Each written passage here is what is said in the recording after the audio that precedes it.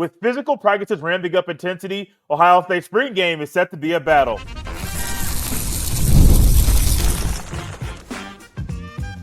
You are Locked On Buckeyes, your daily podcast on the Ohio State Buckeyes. Part of the Locked On Podcast Network, your team every day. Welcome in, Buckeye fans, to your Hump Day edition of Locked On Buckeyes, which is your daily Ohio State podcast, part of the Locked On Podcast Network, your team every day. I am your host, Jay Stevens, veteran sports talk host, delivering passionate coverage about your Buckeyes. And during today's show, we'll dive into Ryan Day's sarcastic petition for the NCAA.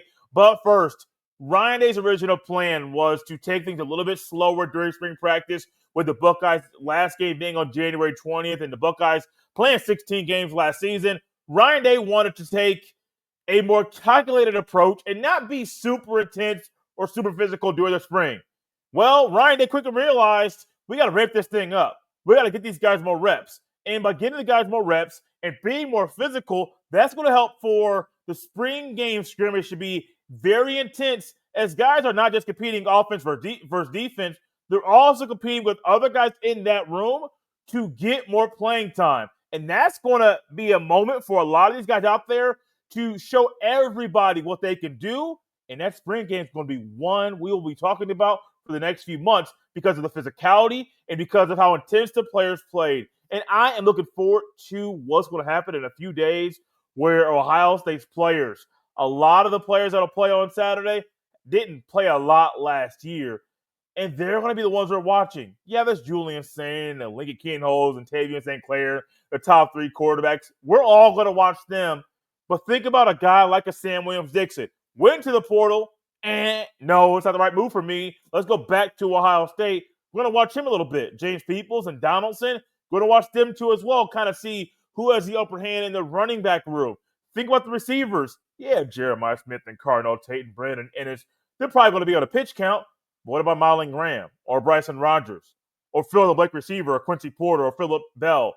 They're all going to be guys that we're going to be watching very, very closely to see how they play on the football field. On defense, Sonny Styles played a lot last year, just like Caleb Downs. They're going to be very limited during the spring game. Well, you got Peyton Pierce. You got Orville Reese. You got C.J. Hicks playing a new position. All of these guys are going to be amped up to go out there and showcase their skills in front of Ohio State fans flocking to the shoe.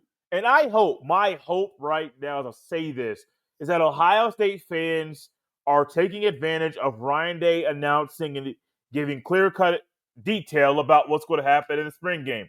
No longer spring showcase where people were trying to fill in the blank as far as trying to understand what a spring showcase was going to be. When Ryan Day said spring game and he laid out the details for that day, everybody named Mama said, "Oh, I know what that is. I know what a spring game is. It's a family affair for us." And people started buying those tickets. And my hope, as what Ohio State is celebrating the 2024 Natty team and you're getting a look at the 2025 Buckeyes, I hope a lot of people, 60 to 65 to 70,000 strong, are inside the shoe yelling OHIO all around that thing while watching the the current Buckeyes and what they do in the upcoming season.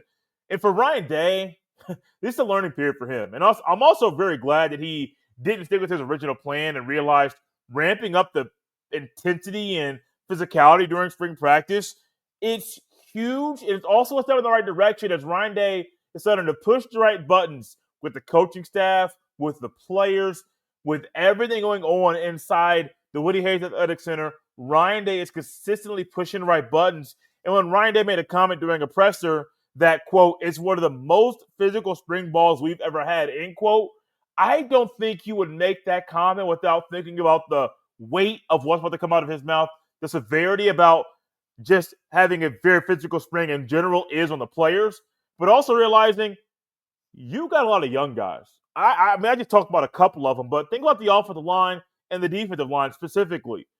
Both tackles, gone. Your backup left tackle from a year ago hit the portal. Starting left guard and starting center, they're gone.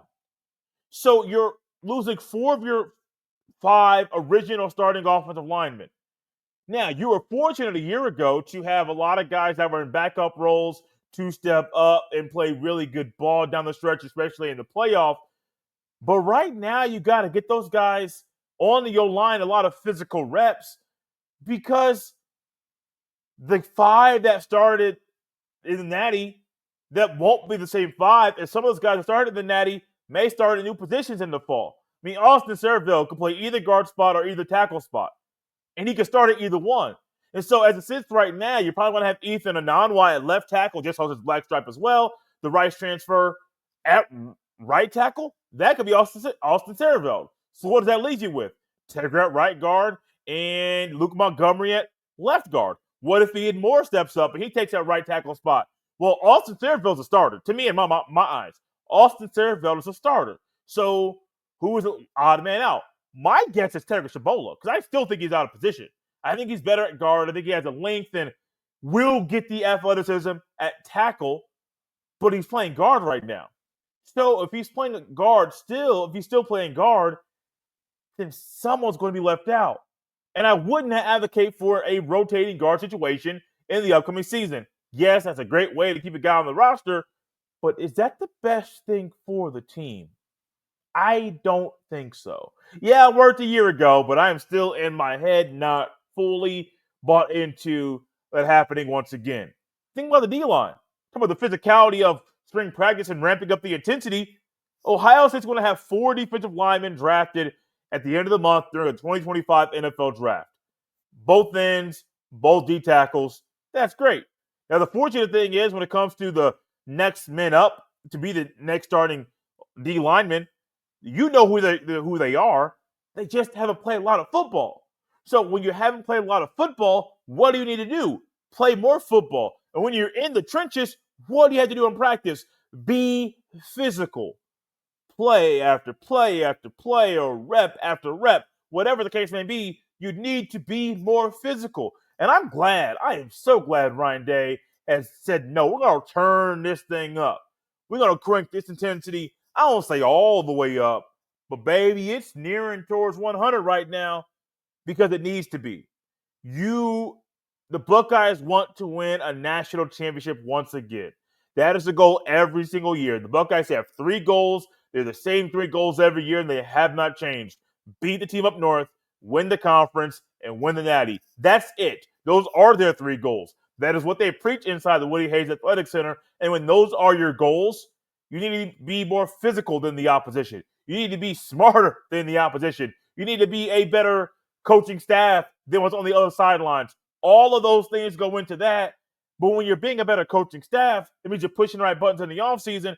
And that is what's happening right now.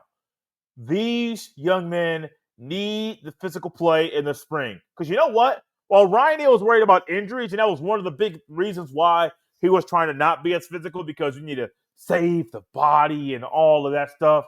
That's great. Not going to knock it. That's great. You want to save the body. But football is a physical sport. There's a reason why you say there are car crashes every single play, because, buddy, at some point, it's like a battering ram over and over and over and over again. That's what's going on with these players every single play. And to get your body physically ready for battle, you need to be physically hitting during practice on a practice field every single day. While spring practice has been physical, I think it will lead to a battle during the spring game. I also think there's another advantage to the physicality right now during the spring. I'll tell you what that is next. This episode is brought to you by Supply House.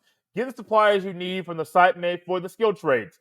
Supply House, whether you're in plumbing, HVAC, or electrical work, Supply House is a reliable way to order products online. Their easy-to-use website is packed with helpful resources and the latest product info to help you get the job done right. Plus, with a complete inventory of over 200,000 parts from 400 plus top brands, you'll find exactly what you need delivered fast from coast to coast. Need help with an order? Supply House offers expert support and industry-leading service, so you'll always talk to a real person. And for trade pros looking for an extra edge, their free Trade Master program offers exclusive perks like a dedicated phone line, free shipping, and discounts on every order. thousands of skilled professionals are already taking advantage. Now it's your turn. Join the Trademaster program today at supplyhouse.com/TM and start ordering plumbing, HVAC, and electrical supplies with just a few clicks. Plus, use promo code SH5 for 5% off your first order. That's supplyhouse.com. Thank y'all for tapping into Locked on Buckeyes and making this show your first listen of the day. I am always an advocate of physical practices. Physical on a Monday, you got a bloody Tuesday, maybe dial it back. It's a little bit on a Wednesday, walk through Thursday, and the best Fridays in football before the game on Saturday. And physical practices are great. But also when you have a physical practice, especially when there are a lot of guys from last year's team no longer on the roster, it allows a lot of players to take advantage of the extra reps that are happening right now during the spring.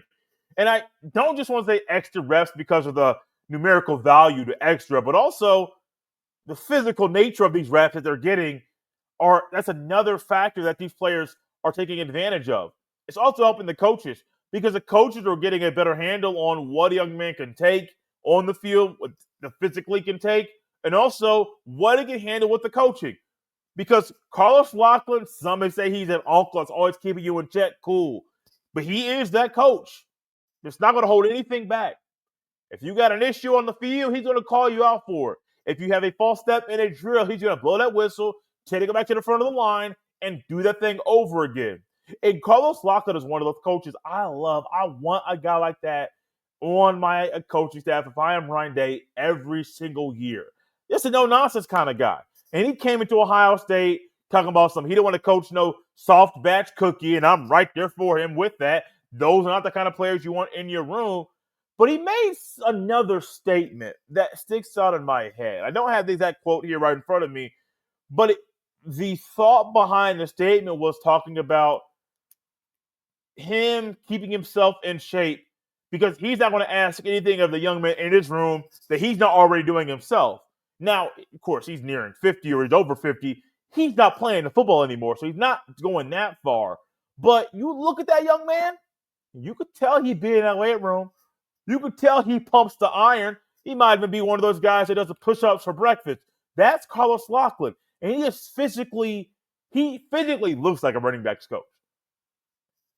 And Locklin is putting the work in, and he's asking his players to do the same thing. But they can't say, man, you ain't doing it, man. You lazy old dude, man. You just telling me to do something just to make us do something because there's free time. No, he's putting the work in too. And I believe, if my memory serves me correctly, he is a guy that does the workouts in the morning, pumps the iron, gets his work in before going to work with the young men in his room. That's great. And so when they're taking advantage of the extra reps, yes, there's a physical nature involved with those extra reps, but also with the numerical, just the numbers game that they're getting right now too. Where think about it. If you were going through spring practice and it wasn't as physical, yeah, you could have a scrimmage, but you wouldn't have as many full padded or full contact practices before that, so your body would possibly not respond as well during that full contest scrimmage as you would think it would normally. But if you dial back the number of full contact practices, your body won't respond the same. It will not. It's a part of human nature. Think about those of us I used to play pickup basketball. I haven't played pickup basketball in a while, but maybe you're someone now that plays pickup basketball, or maybe you're in a church league in the summer playing co-ed softball, whatever the case may be. You know the first time you step in that court, game one, first to 11, win by 2, or if it's a church co-ed softball league, that first game ain't your best game. It's not your best game. You're trying to get your feet wet, trying to get the speed. You're trying to figure out the pace of the players. If it's just on basketball, trying to figure out the pace that the players around you are playing with, who the shooter is, who is the point guard, where you fit in with the other guys on the team you're playing with. You know that first game isn't your best. But you also know sometimes if you start playing around 7:30, 7:45, 8 o'clock, by about 10:15, 10:30, you know that last game You want to lay it all out there on the line. Put the pedal to the metal and try to go out with the bang. Why? Because you don't want to leave the gym with a loss. Absolutely not. But you're taking advantage of those extra games you're playing. First 11 win by 2. You got 3 guys sitting down on the sidelines. Oh, those 3 got next. And they're going to pick 2 people from the losing team to join them and run on the next game. So there's extra reps involved. There's taking advantage of the physicality of it. But these coaches need this. I talked about Lockham, but think about Hartline and Patricia. Hartline, a new coordinator. Well, coordinator once again. First time play caller, Patricia. First time coordinator in college football.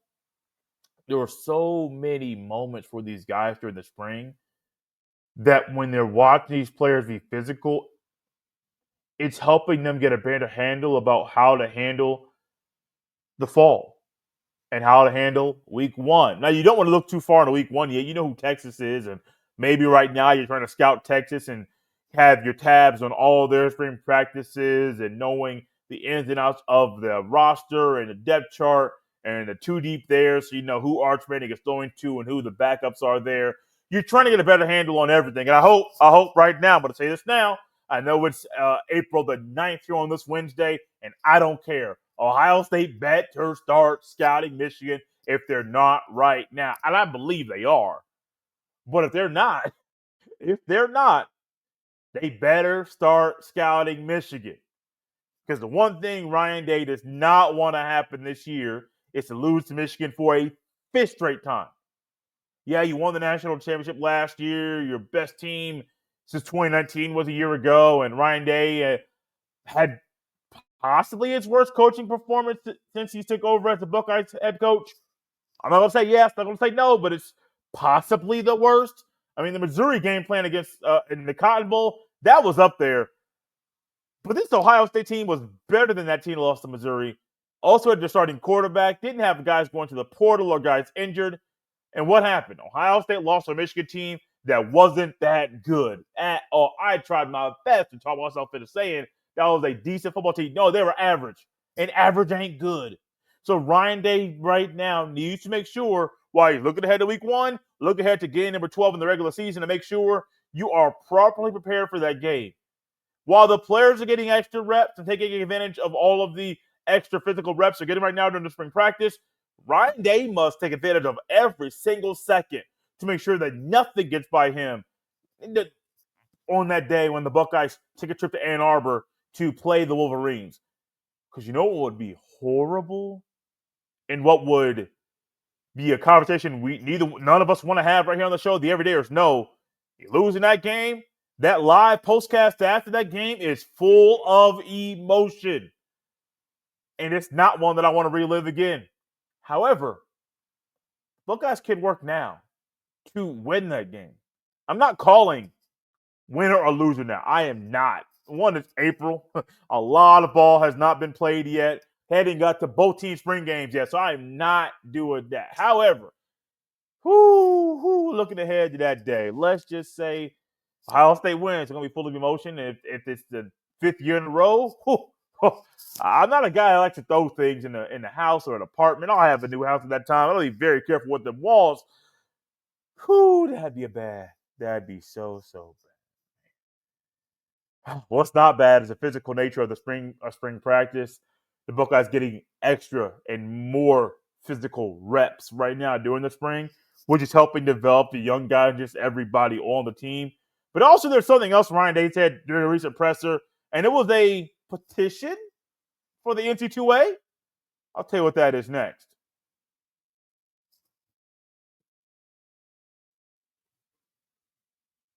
Thank y'all for tapping Locked on Buckeyes and making this show your first listen of the day. So Ryan Day, during a recent presser, was answering a question that was asked by Rob Ollier, who was a columnist for the Columbus Dispatch.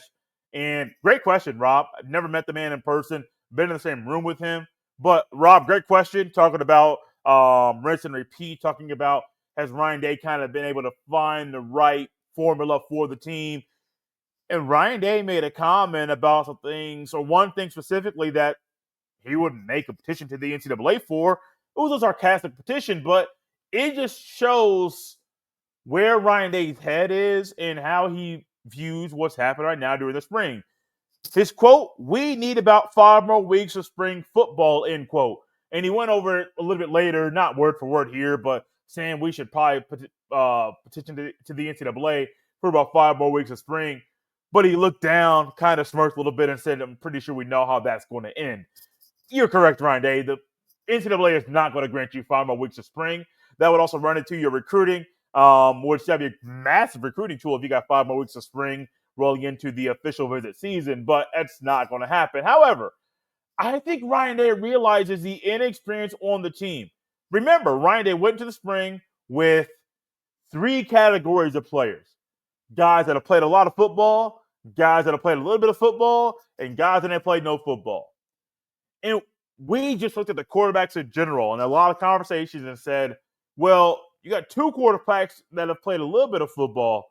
You got 1 quarterback that ain't played no football. So it's very easy to look at those guys and categorize them that way. Sonny Styles played a lot of football. Other linebackers, Arvo Reese, in just a very description of it, has played a lot of football.